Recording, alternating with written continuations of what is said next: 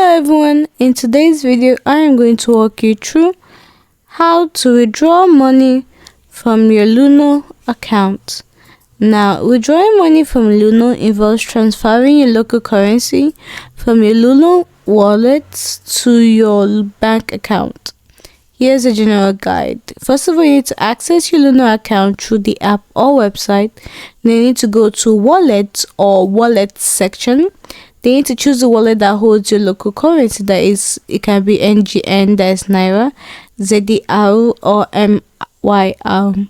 Then you need to find the withdraw option. That is, you need to look for a withdraw funds or similar options.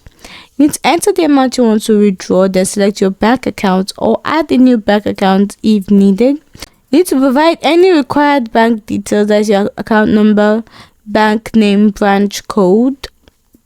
Then you need to carefully review the withdrawal details, including the amount, bank details, and any fees.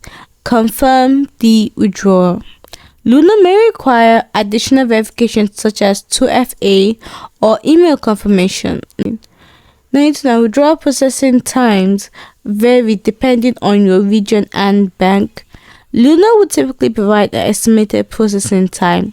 You can usually track the status of your withdrawal in your transaction history.